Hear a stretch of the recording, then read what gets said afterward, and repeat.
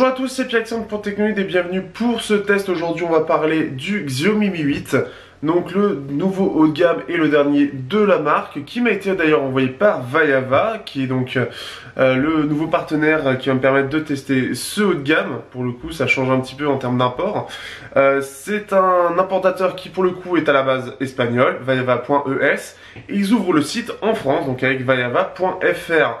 Vous allez retrouver par exemple le test du One More que j'ai fait. Donc certains One More, les casques qui sont en partenariat notamment avec Xiaomi justement. Vous avez donc des Xiaomi, il y a aussi du Samsung et d'autres choses particulières, notamment bientôt le Vivo Nex S. Donc chose très intéressante. Donc n'hésitez pas à les regarder, vous avez le lien dans la description si vous voulez, si vous êtes intéressé, intrigué ou me soutenir tout simplement. Et on va repasser du côté du Mi 8. Le Mi 8, c'est donc vraiment le dernier haut de gamme. Il est assez proche du Mix 2S, mais à quelques différences près. On a déjà droit à un écran AMOLED, qui est une grosse différence en soi, toujours en 1080p. On a un notch, alors là, gros notch, qui intègre, et comme vous pouvez le voir, une reconnaissance faciale. Vous pouvez le voir avec le petit côté infrarouge qui ressort, qui est pour la reconnaissance faciale, donc comme Apple. C'est d'ailleurs avec l'édition Explorer le seul smartphone à avoir une reconnaissance faciale 3D. En effet, là, c'est le seul Android qui l'a, donc avec un capteur 30 000 points pour l'édition Explorer. Pour celui-là, c'est moins, mais il n'a pas été dit combien. C'est ça qui est un petit peu dommage. L'édition Explorer a aussi le lecteur d'empreintes sous l'écran. Ici, on l'a au dos. Et ça décide de faire du bruit juste en dessous. On n'a bien sûr pas de jack, donc un peu dommage, on a un adaptateur. Double dual SIM, bien évidemment. On a le Snapdragon 845 avec l'Adreno 630, très performant bien évidemment. Il est en 64, 128 ou 256 Go avec 6 Go de RAM. En tout cas, une fiche technique assez complète. Une batterie de 3400 mAh. Et un double capteur photo, c'est le même que le Mix 2S avec quelques petites améliorations qui devraient arriver par la suite sur le Mix 2S.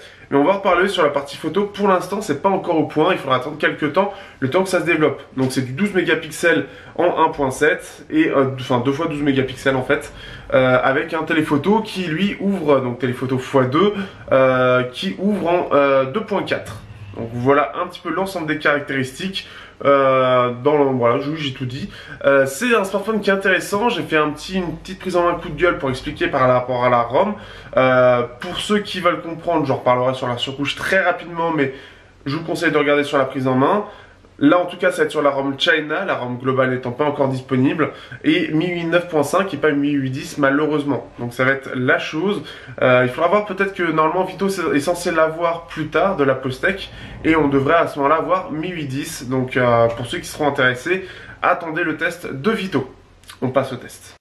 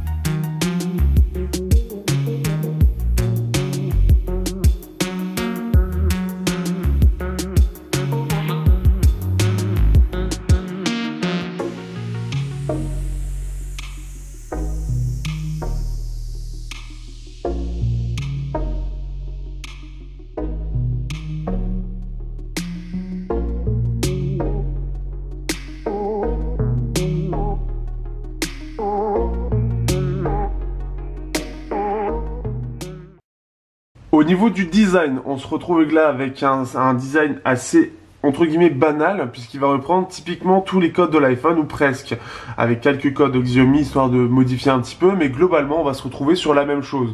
Donc ce qui fait qu'on a, pour faire le tour du propriétaire, donc l'écran de 6.2 pouces à l'avant avec ce notch qui est imposant, on y reviendra après. On a le menton qui est en bas qui est aussi assez imposant. On a ici en fait tous les capteurs, donc là on a le capteur photo, ici on a le capteur infrarouge que vous devez voir s'illuminer. À côté on a le capteur de proximité, là on a un autre capteur, ça va être le luminosité, ça dépend en fait des endroits. Le haut-parleur pour les appels au milieu. Ensuite on va aller sur le côté, donc on a droit à la touche power, volume plus moins. Ici les antennes, le micro secondaire, micro ambiant. À gauche, on a ici le lecteur de SIM, dual SIM d'ailleurs, dual nano SIM. En dessous, le haut-parleur avec le micro USB type C et les deux antennes. Au dos, pour terminer, on a le double capteur photo avec le flash au centre qui rappelle nettement l'iPhone X en termes de design. Le lecteur d'empreintes tout rond et qui est mis avec Xiaomi Communication Co.ltd design by Xiaomi. Donc ce design un petit peu particulier, alors déjà il faut savoir que sur les côtés c'est un peu arrondi. Donc histoire d'avoir une meilleure prise en main, ce qui change bien sûr de la concurrence Apple. Nous avons ça, alors il y a un truc qui est assez particulier, donc on est sur une tranche en métal bien évidemment, mais le toucher est très doux.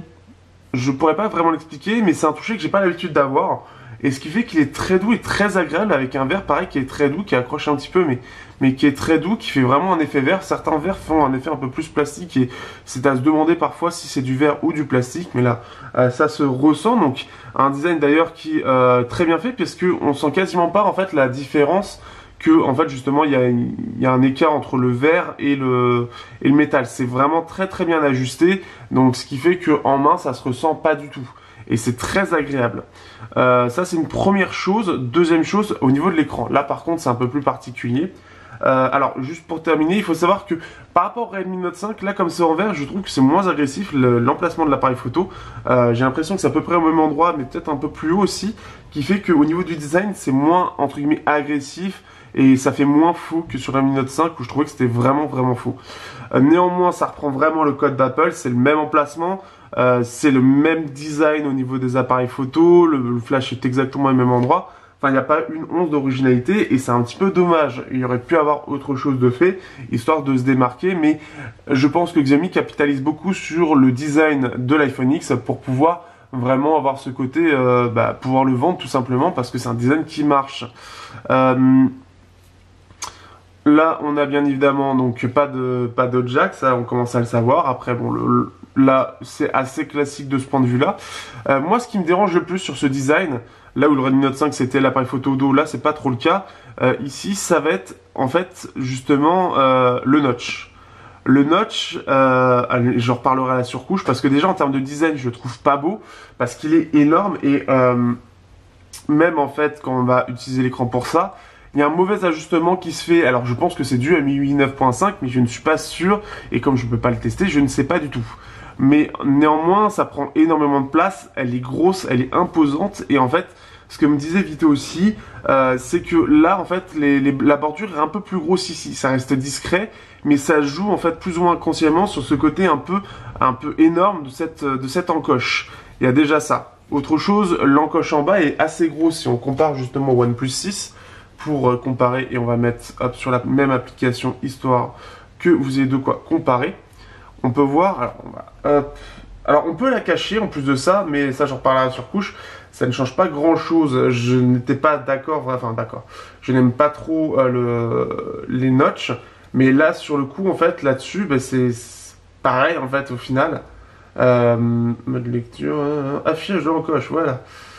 Maintenant, on est obligé de vérifier ça. Voilà. Ce qui fait que voilà, par rapport au OnePlus 6, l'encoche fait vraiment gros. Il fait pas très bien ajusté, il fait imposant et le menton en bas, ici le menton en bas est assez énorme. On peut voir la différence. Là en plus il y a une coque, mais en soi le menton du OnePlus 6 est plus fin, il est plus petit, c'est un peu mieux. Donc ce qui fait que quand c'est au haut de gamme et que le Mi 8 SE qui est la version light a une encoche plus petite, ou que le OnePlus 6, là ça fait un peu plus grossi entre guillemets. Donc ça va être un peu la chose. On a des bordures qui sont quand même assez épaisses, donc c'est pas super borderless. Et c'est le plus gros souci en termes de design, c'est ça en fait. C'est vraiment ce côté, l'encoche qui est imposante, le menton qui reste quand même assez gros, et au dos, c'est ce côté vraiment très iPhone, très peu original, qui pêche à mon goût pour le design. Après, les goûts et les couleurs, vous pouvez apprécier ou non, mais pour le coup, pour moi, c'est ça manque énormément d'originalité, et l'encoche est beaucoup trop grosse. Alors certes, il y a le côté capteur 3D, mais néanmoins, c'est beaucoup trop gros. Au-delà de ça, j'ai pas forcément grand chose à dire, c'est très bien fini, ça reste en soi assez joli. si on n'est pas perturbé par ce design iPhone, ça reste très joli et très bien, voilà, de très bonne qualité. La prise en main est vraiment bonne, elle est vraiment douce et agréable. Donc ça, c'est vraiment le côté cool. Ce qui fait que, en plus de ça, avec le fond d'écran, ça donne un effet aussi très, je ne saurais pas dire, mais assez classe. Mais après, voilà, c'est moi ce que je reproche, que je le dis encore une fois, je me répète, c'est ce design iPhone. Au-delà de ça, c'est très bien fini. Donc après, à vous de voir, ça va être vraiment les goûts, les couleurs. Est-ce que vous en foutez ou non? Est-ce que ça a un impact? Est-ce que justement c'est ce que vous recherchez? Ça va être vraiment ça. On passe maintenant à la surcouche, voir un petit peu. Justement, par la suite, on va commencer tout de suite avec l'encoche. Au niveau de l'encoche, avant de parler de la surcouche, l'encoche est un gros problème à mon sens. Parce que, comme je vous l'ai dit, elle est énorme, donc déjà elle est disgracieuse, mais aussi elle impose un énorme problème pour ceux qui sont comme moi, entre guillemets, qui est la base d'Android d'ailleurs, les notifications dans la barre de notification. Ce qui s'appelle d'ailleurs, c'est pas pour rien qu'elle s'appelle une barre de notification. Avec MIUI 9.5, on ne peut pas afficher de notification. Nous avons que l'heure. Nous n'avons que l'heure et nous avons juste data, donc là il n'y a plus de SIM, data, Wi-Fi et batterie. Batterie d'ailleurs sans pourcentage. Vous voulez avoir plus d'informations? D'accord. Eh bien, il faut, hop, en fait, il faut aller, hop, ici. Et là, vous allez avoir la vitesse de réseau, vous allez savoir que vous êtes en silencieux, Wi-Fi, etc. Et les notifications, bah en fait, tout est là. Donc, ce qui fait qu'en fait, c'est le modèle iPhone. Alors, bon, déjà, vous savez que j'aime pas trop iPhone, mais c'est le modèle iPhone. C'est-à-dire qu'en gros, on va avoir les badges qui vont être là pour nous indiquer les notifications et plus du tout la partie notification. Les notifications en haut dans la barre de notification, ça n'existe plus sur ce modèle-là. Donc ça, c'est le côté très très dommage que je reproche énormément à MIUI là-dessus. Donc comme je vous l'ai dit, je vais vous montrer quand même en quelle version je suis pour parler notamment pareil de, hop, ici, de l'appareil photo et même de... Bah en soi... c'est de parler du téléphone, mais pas de parler du téléphone dans une version entre guillemets finale. Ici, on a une version de transition, c'est-à-dire il fallait sortir le téléphone et on a MIUI 9.5 pour l'instant. MIUI 9.5.11.0 pour les plus intéressés de savoir sur quoi je tourne. Ce qu'il faut savoir, c'est que MIUI 10 n'est pas prévu pour tout de suite encore en version stable et que MIUI 10 en version développeur est disponible. Le problème, c'est que cette version développeur, il faut ouvrir le bootloader et ça, ben, je ne peux pas, sachant qu'en fait, il faut que je le redonne en version sur une version stable et le retour en arrière. Google a mis une protection qui a intégré Xiaomi qui ne le permet pas, donc je ne peux pas tester MIUI 10. Ce qui fait que MIUI 9.5, je vais faire un tour très rapide. Je vous conseille de regarder le Redmi 5 Plus pour voir à quoi ressemble MIUI 9.5 en version globale, et sinon d'autres vidéos pour MIUI 10. En gros, MIUI 10, donc on va voir ce côté un petit peu Apple, donc pas de tiroir de notification. On va voir au niveau des paramètres des choses un peu particulières. C'est agencé différemment de ce que propose Google, surtout que avec Android 8.1, puisqu'on est sur Android 8.1, Google a remis a tout repensé en termes de paramètres. Là où Xiaomi a gardé la même chose en termes de paramètres de ce qu'il y avait avant. Donc on va être sur quelque chose qui va être assez similaire à ce que vous avez connu jusqu'à maintenant sur Xiaomi, mais très différent d'Android stock Oreo. Pour faire rapidement, donc déjà vous voyez My Device, ou ce qu'on a en général MIUI version, enfin My Device c'est à propos de qui est tout en bas, ici c'est tout en haut, ça permet de confirmer quel modèle nous avons. On peut voir d'ailleurs que la résolution en termes de pixels c'est de 2248 x 1080p, donc un petit peu plus, c'est du 19/9 si je dis pas de bêtises en termes d'écran, donc c'est pour ça en fait on a quelques pixels en plus au-dessus, mais il compte justement juste les pixels qu'on a au-dessus et pas l'ensemble. On sent que MIUI 9 n'a pas été très bien intégré en fait, on sent qu'il y a des choses, notamment par exemple si je fais, qu'est-ce qu'il y a, DxO1, hop, ici je vais faire ça, non j'avais comment, alors ils ont dû modifier parce que j'avais juste uninstall ici, et ce qui fait que, voilà, ah ben ils l'ont arrangé un petit peu parce qu'au départ, vous voyez que c'est pas très bien mis. Hop, on va zoomer un petit peu, on va forcer un petit peu les ISO, histoire que vous voyez mieux. Mais en fait, vous voyez le in-install au départ dépasser et entrer en fait dans l'encoche. Donc logiciellement c'était pas intégré, là c'est mieux intégré, mais on peut le voir, pour que tout soit affiché, ils ont descendu un petit peu, parce que vous voyez que c'est pas centré, j'ai l'impression que c'est pas centré par rapport à un groupe. Donc ce qui fait qu'on peut voir que MIUI 9 n'est pas du tout prévu pour ce Xiaomi Mi 8, et ce qui fait que c'est un peu dommage pour moi, qui suis obligé de faire avec, et je suis assez dégoûté de ce point de vue-là. En soi, après, au niveau de la surcouche, je vais faire un tour assez rapide parce que c'est déjà connu en soi, et ce n'est pas la version finale, et je vous conseille vraiment, pour voir la version finale, de voir d'autres tests. Vous avez plein d'options, bien évidemment. Donc ici, vous avez tout, vous avez la data, etc. à gérer. Vous avez plein d'applications système. Ici, par exemple, pour avoir le Play Store sur la version China, j'utilise Google Installer. Mais en soi, vous avez le Store MIUI, vous avez Mi File Manager, l'application photo qui est assez complète et qui reprend beaucoup des codes d'Apple. Vous avez l'application thème. Si vous êtes sur la version globale et que vous voulez utiliser les thèmes, il faudra mettre votre smartphone en région autre qu'une région d'Europe, parce que c'est bloqué en Europe, tout comme la reconnaissance faciale pour les autres Xiaomi qui n'ont pas la reconnaissance faciale 3D. Vous avez l'application sécurité qui va permettre de globalement gérer votre téléphone, que ce soit la data, que ce soit le cache, mettre un peu plus de vitesse, gérer les applications, scan de sécurité, donc les virus, etc.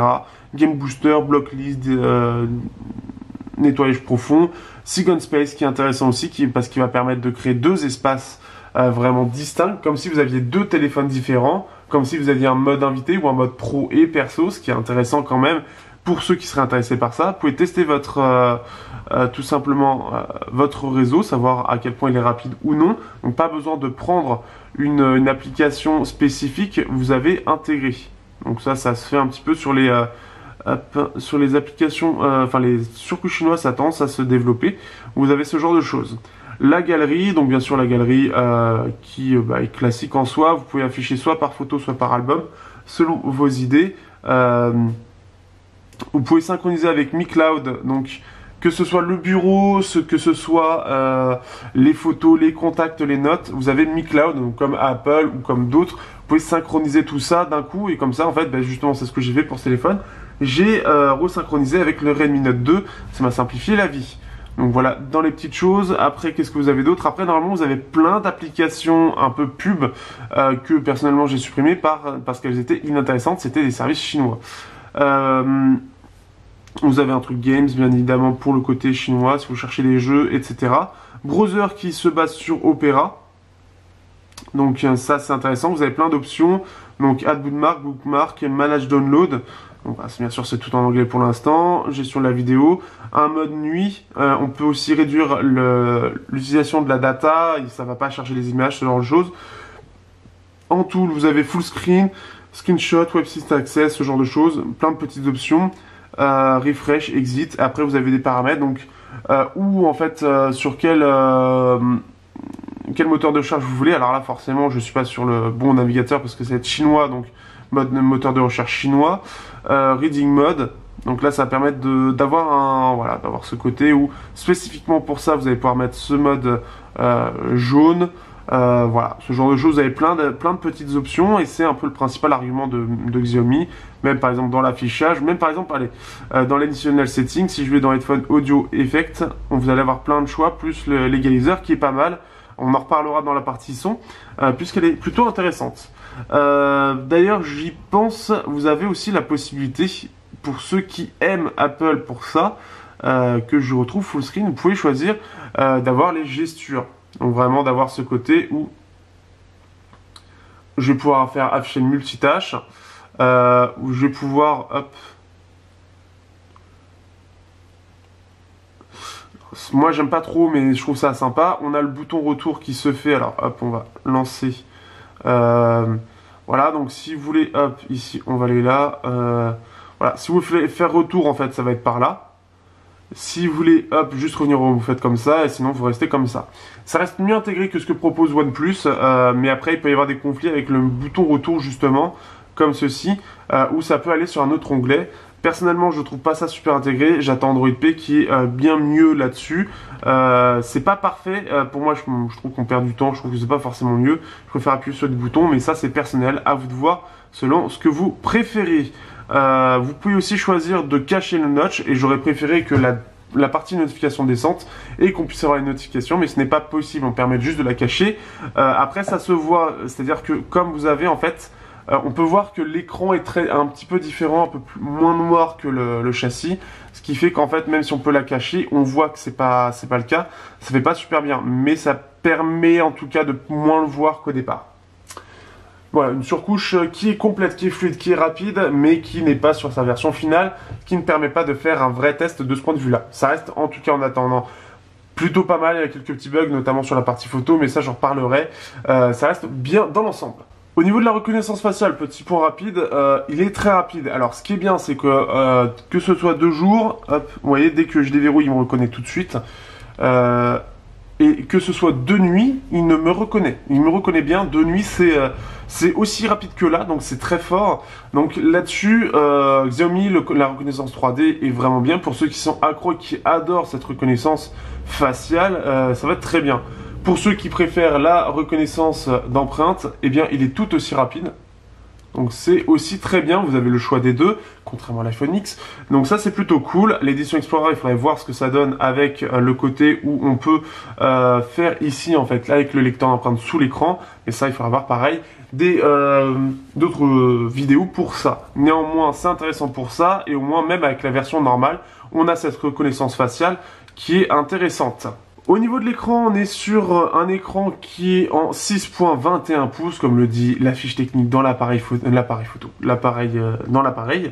Et nous avons droit, donc c'est du 19/9 en 6.2 pouces. Donc c'est en gros avec l'encoche, voilà, c'est pour ça ça nous fait quelques petits pixels supplémentaires. Donc 2248 x 1080, quelque chose de classique. On a un écran AMOLED de très bonne qualité, ce qui va nous permettre d'avoir déjà de base, même si je suis sur la version chinoise, un écran qui est très bien calibré. Donc hop, ici vous avez la possibilité d'avoir quelque chose de plutôt chaud ou un côté un peu plutôt froid, et on n'arrête pas de m'emmerder sur Messenger. On peut améliorer le contraste, donc les couleurs, ou un côté standard. Donc standard et défaut. Hop. En fait, standard, ça va être vraiment les couleurs par défaut. Et c'est très bien calibré, donc ça, c'est plutôt une bonne chose. On a bien sûr des angles de vision qui sont très bons. On est apparemment sur la dernière version des écrans AMOLED, qui est plus récent que les autres. Dans la réalité, on ne verra pas vraiment la différence.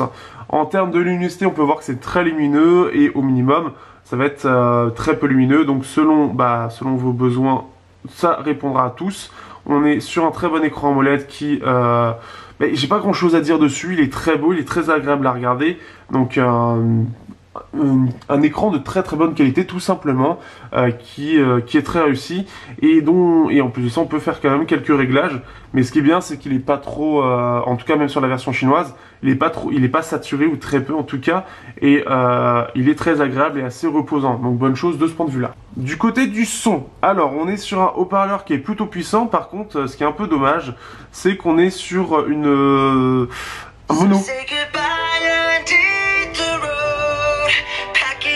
On va aller un petit peu plus loin.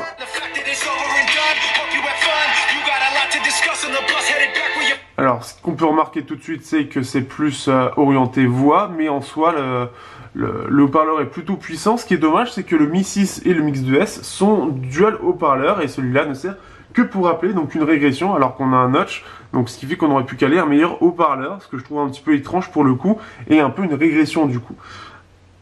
Alors...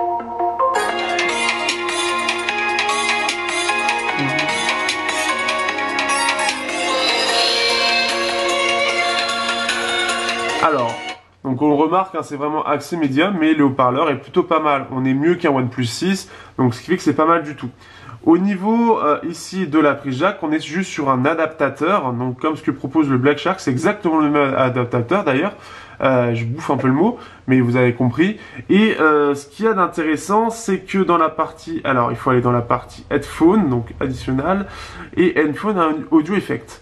De base, le son est assez basseux et un peu sombre sur le reste. C'est un peu brouillon, ça manque de clarté, c'est pas extraordinaire. On est équivalent OnePlus 6, on utilise la puce du Snapdragon 845.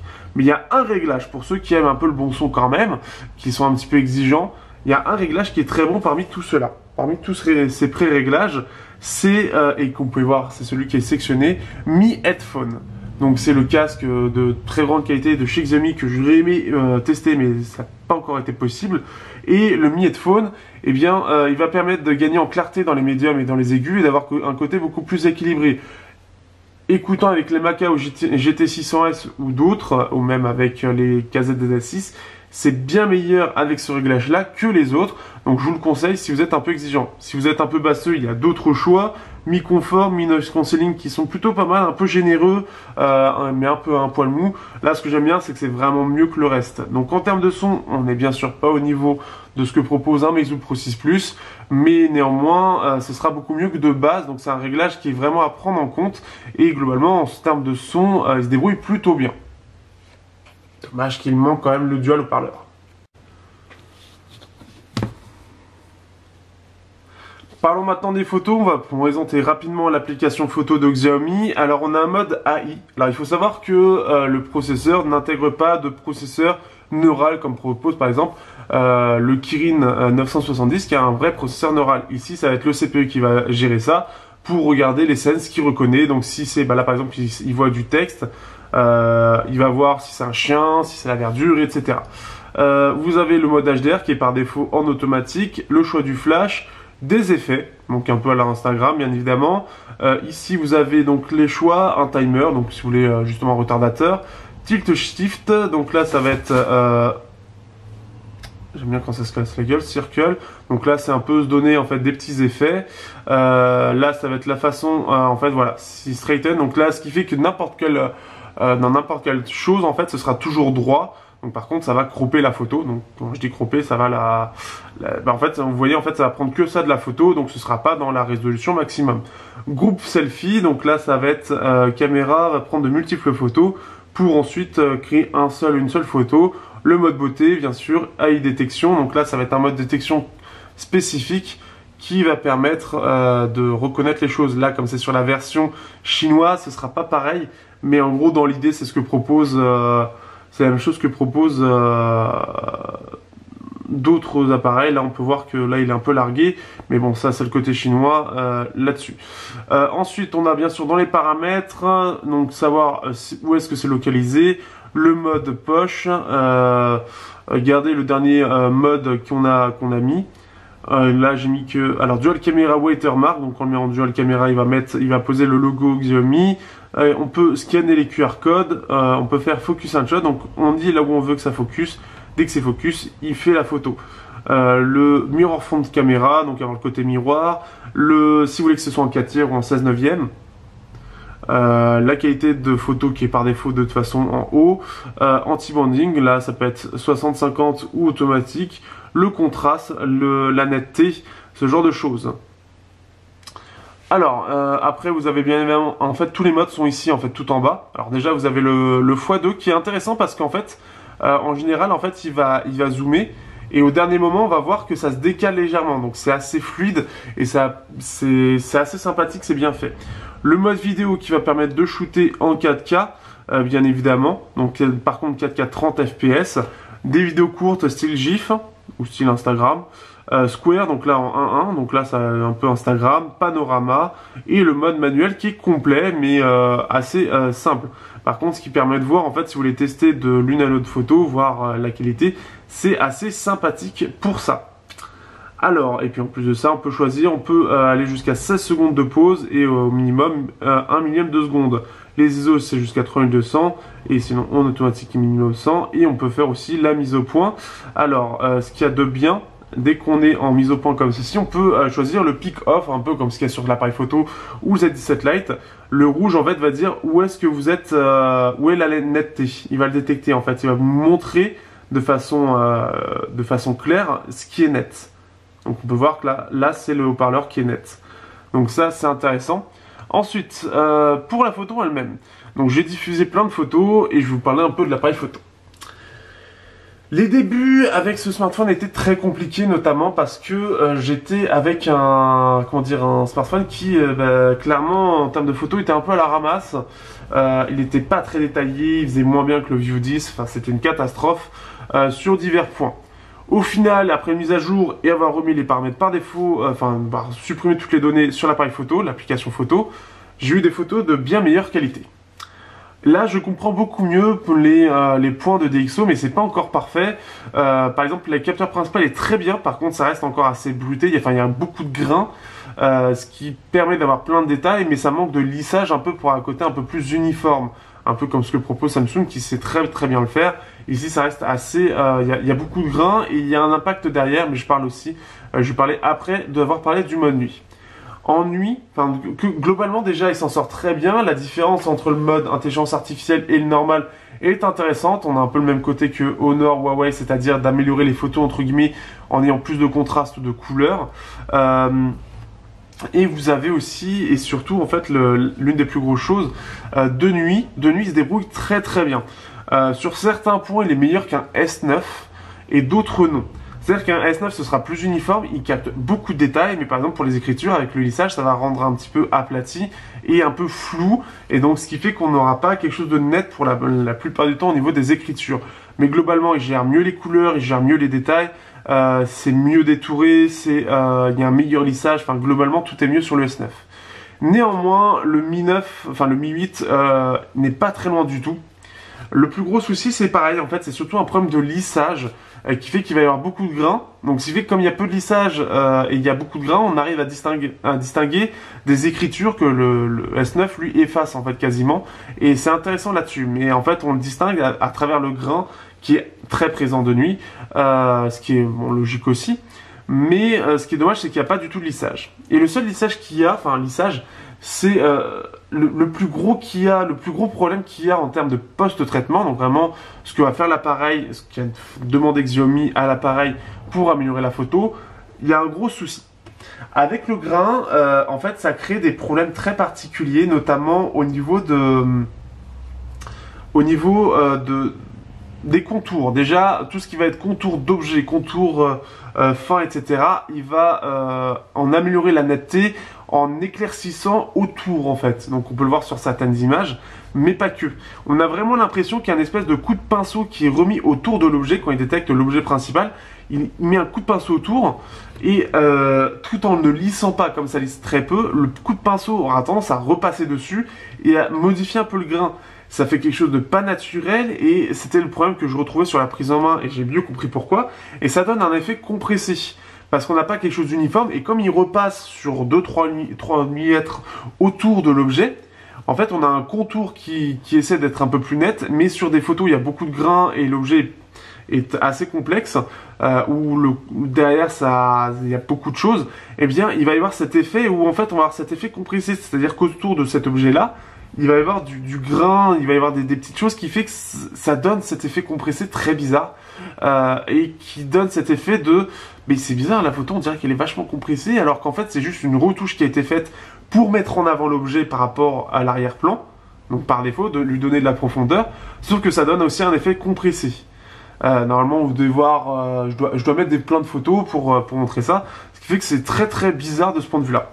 Le second capteur photo, lui, il a un autre souci, c'est que à part dans de très bonnes conditions, mais vraiment très bonnes, c'est-à-dire en plein jour, dehors, en plein soleil, en intérieur, il va capter beaucoup moins de détails.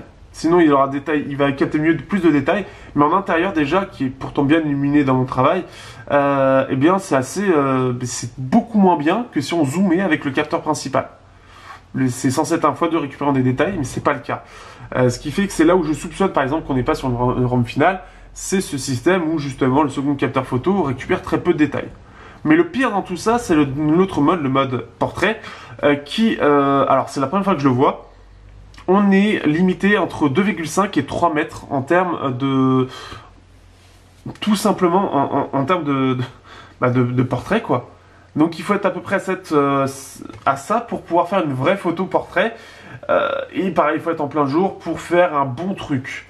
Il faut avoir quelque chose de pas trop complexe parce que si c'est en intérieur, ça se casse la gueule d'une force violente, c'est inutilisable et c'est incompréhensible. Et quand on a tous les autres smartphones, que ce soit les Honor, que ce soit les Asus, enfin tout ce que j'ai eu, même les Notes, etc., les x2, ils arrivent à faire la mise au point assez tôt en fait, à 30-40 cm, peut-être même un peu moins, j'ai plus en tête. Mais là, il faut 2,5 mètres. La zone, quand on le fait en manuel, la zone pour pouvoir régler le portrait est très limitée et je ne comprends pas. Et ça a l'air typique de Xiaomi puisque le Mix 2S ça a l'air d'être plus ou moins ça. Les gens ont l'air habitués, mais moi ça me choque par rapport aux appareils que j'ai eu. Ça me choque énormément. Et la qualité de la photo est exécrable tant le lissage est très très présent. Et comme on utilise le téléphoto qui est pas très très précis, pas très détaillé, en intérieur c'est une catastrophe totale. Ce qui fait que j'étais très étonné et très déçu de la qualité. Ce qui fait que j'ai du mal à faire la prise en main. Ce qui fait que c'est pas un appareil qui est parfait, il faudra attendre sous Mi 810 les améliorations par rapport à ça, notamment le second capteur photo, et normalement il devrait y en avoir. Mais pour l'instant c'est très bien au capteur principal, mais il y a beaucoup de choses au capteur secondaire, le x2, qui est à revoir, et ça c'est un peu dommage. Pour parler rapidement de la partie vidéo est excellente. On est sur du 4K 30 fps ou 1080p 30 fps, donc c'est assez limité. On peut faire du 1080p 240 fps en termes de ralenti, ce que je n'ai pas fait par contre, et j'ai plus le temps, en fait je dois faire très rapidement le test. Mais ce qui est très sympa, c'est que la 4K a une stabilisation qui est démente. Elle est excellente, elle fait aussi bien que le OnePlus 6, elle est vraiment très très bien. Donc là par contre je suis assez étonné. D'ailleurs au départ, il a fallu que je fasse pareil comme quoi c'est pas une rampe finale. Moi j'ai eu le bug où en fait la 4K n'était pas stabilisée au départ. J'ai désactivé et réactivé la stabilisation dans les paramètres et j'ai pu l'utiliser. Et là il faut avouer que même face au OnePlus 6 qui a une excellente stabilisation 4K dû au fait que ça retravaille derrière, là c'est en direct, on le voit tout de suite, c'est du très très bon travail, c'est de la très bonne qualité, c'est bien détaillé, des bonnes couleurs, un peu saturé mais il y a des bonnes couleurs, et globalement c'est vraiment très très bon en termes de vidéo. La stabilisation est vraiment très impressionnante, parce qu'on n'a pas cet effet par exemple comme on a sur le Samsung, où on a l'impression que l'image est un peu déformée pour avoir ce côté stabilisé. Là on a une stabilisation qui est très propre, qui est très droite, qui est très très impressionnante. Je pense que ça fait un peu comme Google avec les pixels où ça utilise le gyroscope pour justement faire une très bonne stabilisation, très droite et de très bonne qualité. Donc là-dessus Xiaomi chapeau, vous avez fait vraiment un bon travail. Au niveau de l'autonomie, on a droit à une batterie de 3400 mAh, donc une batterie qui est très sympa au niveau de l'autonomie au final, puisque donc alors déjà on a droit à du quick charge bien évidemment, mais surtout ce qui est vraiment bien c'est que alors déjà c'était déjà le cas sur le Mix 2S, mais sur ce modèle-là, on a une très bonne autonomie.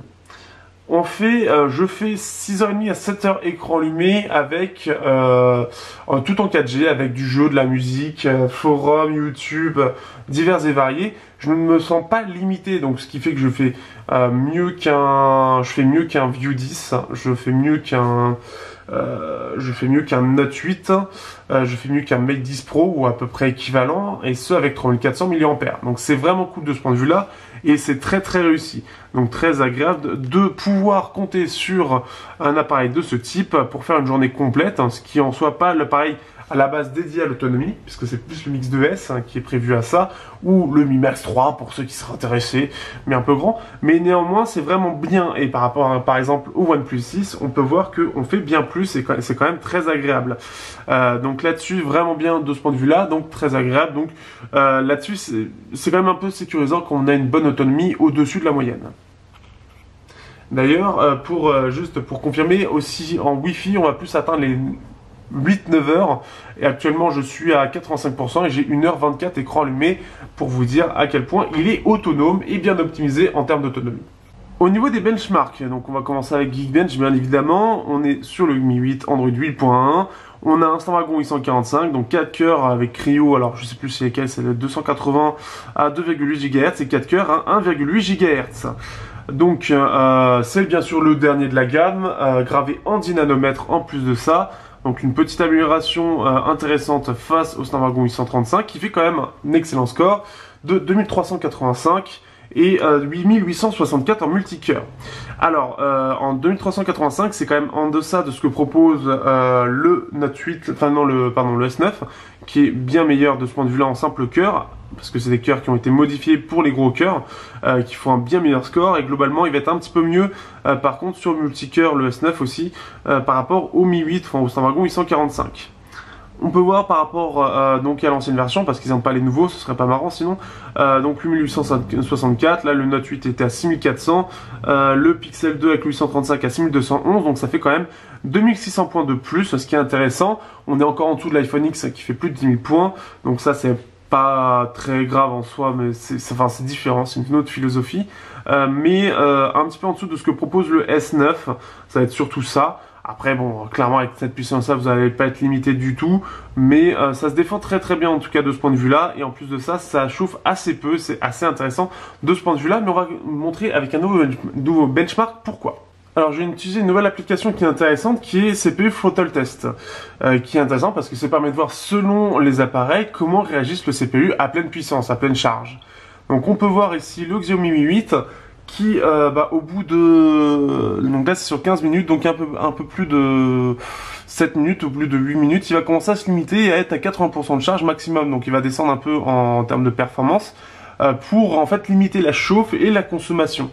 Contrairement au OnePlus 6 qui lui va rester, qui a un comportement un peu différent et qui va toujours essayer d'être au maximum avec la limite de chaleur imposée, d'être toujours au maximum et remonter quand c'est possible, alors que là on peut voir que ça reste quand même tout à fait assez stable par rapport au OnePlus 6, c'est juste que ça descend d'un cran à un certain moment donné. Il doit y avoir une donnée, genre arrivé à telle température, tu descends pour rester à cette température-là, et c'est ce qu'il impose. Alors qu'ici c'est, ok, t'es redescendu, t'es un peu moins chaud, allez on remonte, et ceci, et ça fait tout le temps ça. Donc intéressant, on est descendu à 75% de ses performances maximum. Donc alors que là sur le OnePlus 6 il est resté à 86%. Alors maintenant passons à GFX Bench qui est donc là pour le coup un benchmark plus côté jeu, et donc on a l'Adreno 630 hein, bien évidemment. Alors ce qui est intéressant c'est que là je vais pouvoir comparer au Black Shark qui lui pour le coup était sans limite, et donc ce qui fait qu'on passe de 97 à 85%, ça descend beaucoup moins vite que le Black Shark, on a perdu que 12%, donc 24% en une heure. Donc en gros vous avez un peu plus d'une heure de jeu à pleine balle. En termes de performance on voit qu'il commence très fort avec 3391, donc équivalent Black Shark, et ensuite il va descendre très fort à 2000. Il va revenir dès que... je sais pas pourquoi il va revenir à 3000, puis il va redescendre et il va rester aux alentours des 2000, entre 2000 et 2500.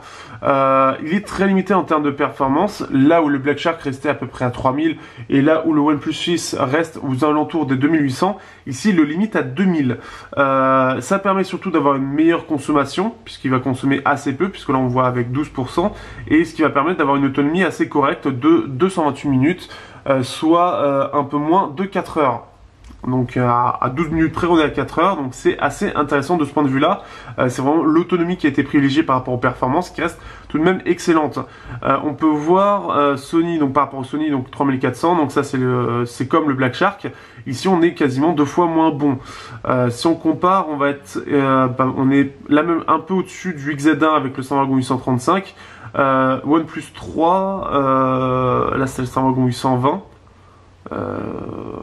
Il n'y a pas de OnePlus 5 pour le coup dans le classement. Le OnePlus 5, voilà, il est là. Donc le OnePlus 5 fait un petit peu plus, par exemple, puisque là, il va mettre un peu plus de performance, le OnePlus 5.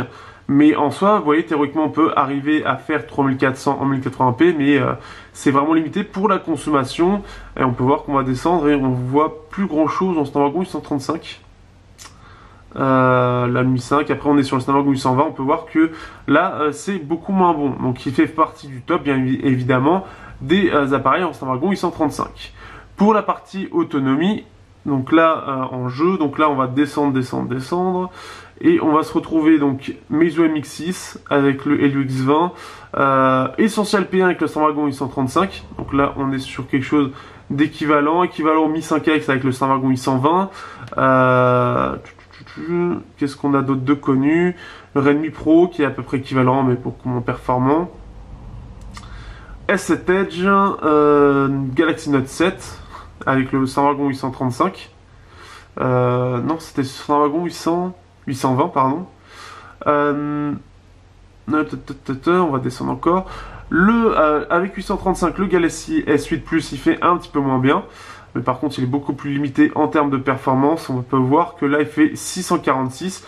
Samsung étant en benchmark a tendance à bien limiter les performances, parce qu'en même temps il y a besoin vraiment pas d'autant. Si on regarde, on va retrouver un peu plus Zenfone Air avec 169. Il se débrouille quand même vachement bien face à la concurrence en termes d'autonomie, donc ça c'est assez cool. On va être plus sur des choses en général où ça va être aux alentours de 150 minutes, 180 minutes. Si on regarde, est-ce qu'on va en trouver un? Le iPhone 7 Plus c'est moins par exemple. Le Note 8 avec, ben voilà, c'est moins 173 minutes. Qu'est-ce qu'on a d'autre de récent? Le Zug Z2 Pro, Mate 9 Pro, ça c'est un peu vieux. Meizu Pro 7 Plus avec le Helio X30, il fait 209 minutes. Donc un peu moins aussi. Donc pour le coup, ça veut dire que c'est bien géré. Comme quoi on peut le voir, c'est bien géré.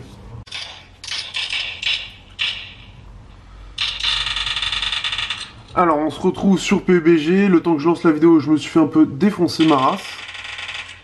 Mais je me suis vengé. Alors, donc on va se soigner quand même, parce que c'est quand même sympa de se soigner. C'est en termes de jeu, bien évidemment, voilà, par rapport au Black Shark, bien évidemment, Black Shark quoi, ça reste ça reste moins bien globalement, puisque le truc c'est que le Black Shark lui n'est pas limité. Par contre, ce qui va être bien, c'est que la chauffe va être beaucoup plus limitée, et c'est pour ça d'ailleurs qu'on reste à 2000 au lieu de 3400, c'est pour limiter la chauffe. Donc on se retrouve avec quelque chose qui est juste tiède et qui reste assez agréable à tenir en main, là où le Black Shark, il faut mettre la protection.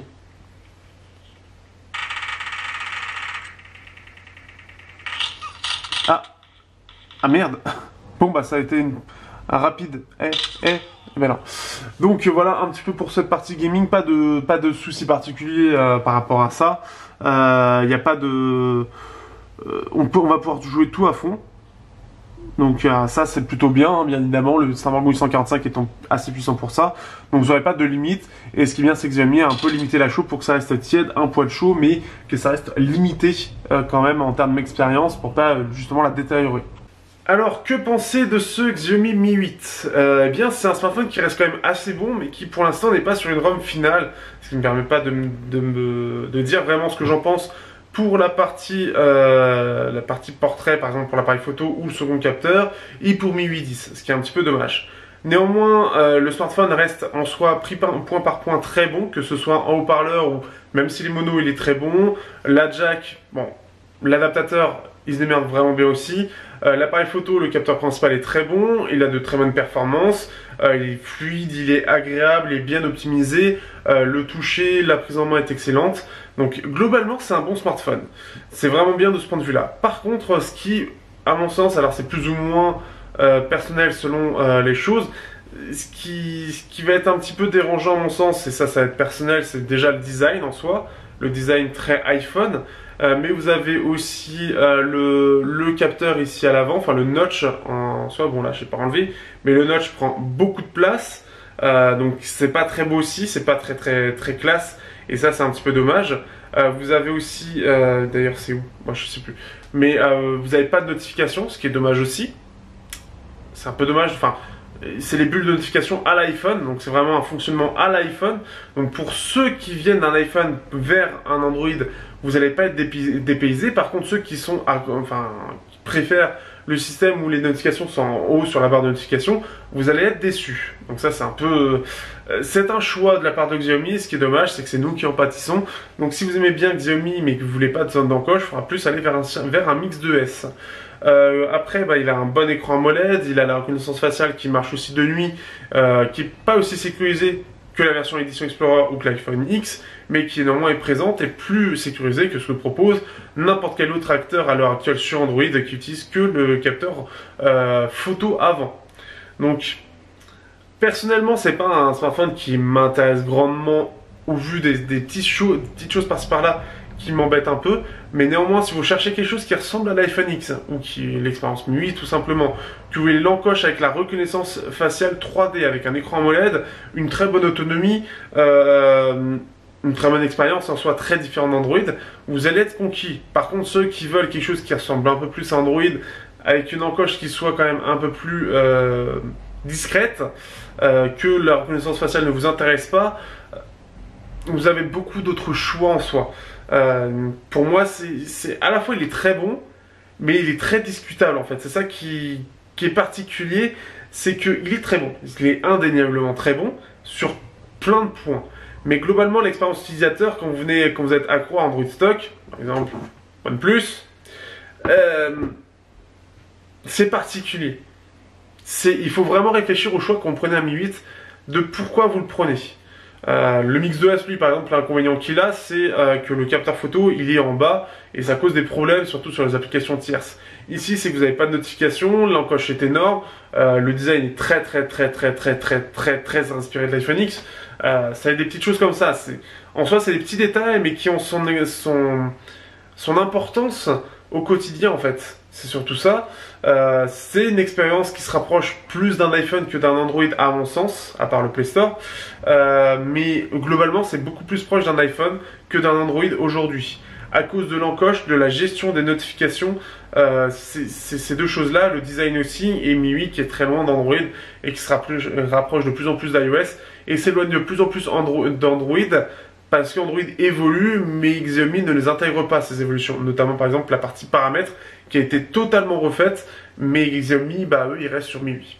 Enfin, ils restent sur leur vision de MIUI, et ce que propose Google n'influence pas du tout les concepteurs de MIUI sur leur version. C'est un peu ça qu'il faut retenir, donc c'est vraiment un choix à faire, il faut vraiment voir. Il faut savoir qu'il va y avoir une comparaison qui va être faite avec quelqu'un d'autre, pas sur ma chaîne, et ça je vous en reparlerai, donc attention sur les réseaux sociaux, pour justement reparler de tout ça et face à un autre smartphone bien connu qui est le OnePlus 6, pour les comparer et savoir en final quoi choisir et pourquoi et quelle est la cible et ceci et cela, quelles sont les différences. Donc ça va être très intéressant. Et c'est un smartphone en soi qui est très intéressant à tester, qui est très particulier et qui casse un peu plus les... Enfin, le Mi 6 était à mon sens moins dérangeant sur les petites choses qu'il pouvait y avoir, mais oui, etc. Là, c'est vraiment... Enfin, même le côté... le design était mieux. À mon sens, le design était mieux car différent. Il prenait plus du côté de Honor. Il était un peu différent quand même, et c'était un peu plus original. Là c'est tellement iPhone, il s'en cache pas du tout, et ça se voit. Et c'est un peu problématique quand vous voulez quelque chose qui ressemble un peu à un smartphone, vous voulez que votre smartphone ressemble au smartphone de la marque, et pas celle d'une autre marque, ça c'est un peu chiant. Donc voilà un petit peu sur ce smartphone qui est globalement bon, mais qui a des détails qui peuvent en déranger plus d'un. J'espère que ce test vous aura plu. Je remercie aussi Vayava de m'avoir prêté le smartphone et m'avoir permis de tester à haut de gamme. Et si vous êtes intéressé par le smartphone, vous avez le lien dans la description, comme je l'ai dit en début de vidéo. Passez par mon lien, ça permet de montrer que vous êtes, que tout simplement, voilà, c'est une relation, voilà, si je veux avoir d'autres smartphones de chez eux, il faut m'aider tout simplement. Voilà un petit peu pour ça. J'espère que vous comprendrez. Si vous avez des questions sur le shop, sur la marque, sur le smartphone, tout simplement, n'hésitez pas en commentaire, n'hésitez pas à partager aussi, c'est toujours aussi important, bien évidemment, même si je pense que le Mi 8 va se partager tout seul. Et on se dit à bientôt pour un prochain test sur Technomed.